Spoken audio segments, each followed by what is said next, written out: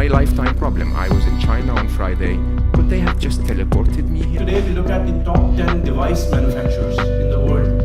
8 of them are Asian. You set targets outside the box, outside the framework. This is a Firefox-based smartphone for $249, which we are selling in Bangladesh. You know, this year we have made some changes. We have been focusing more to establish a kind of networking for investors and for startups and for corporates like Telenor.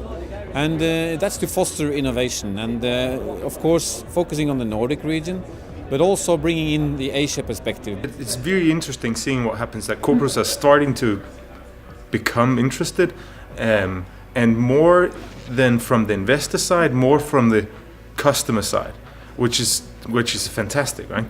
The kind of visibility that we have, this would be generating for us, would be tremendous, I believe. And also, I'm hoping for making a few more connects over here, in terms of networking, which would also help us, take it to different markets.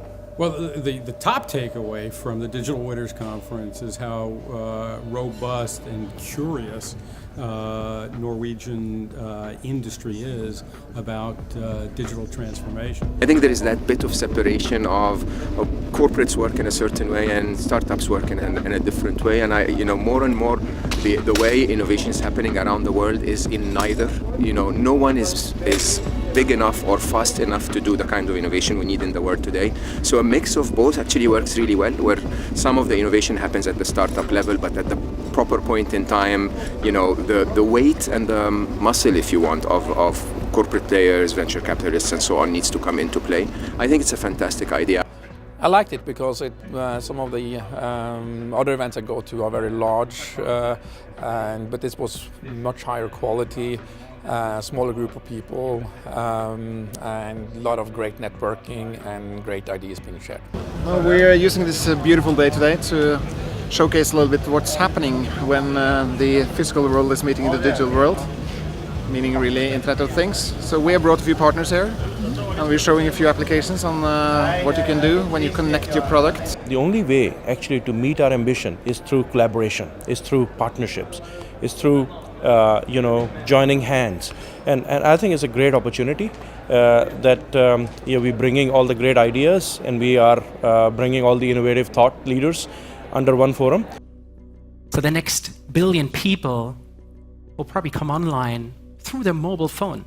Limited to 6 examples and it costs $2.8 million, but think big and act small. Well, probably 150 people have been to the store here asking about an umbrella. Those areas are growth areas. I probably am the luckiest person you have ever met. 2, we think it's too much risk.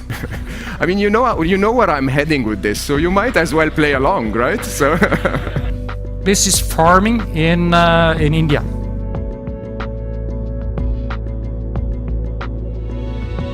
Google is really not a company. It really does not drive from the idea of here is a business plan that can make money, let's find out what product we will build.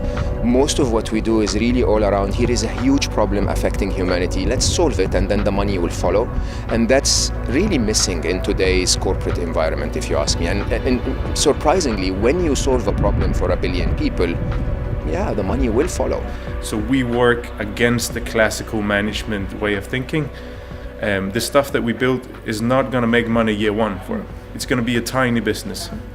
And if they don't do it right, they're going to squash it. The bosses who are encouraging innovative ideas and being enthusiastic about big thinking, I think also need to provide important reality checks to their people as well, and to always kind of push back and say, okay, why this, why now?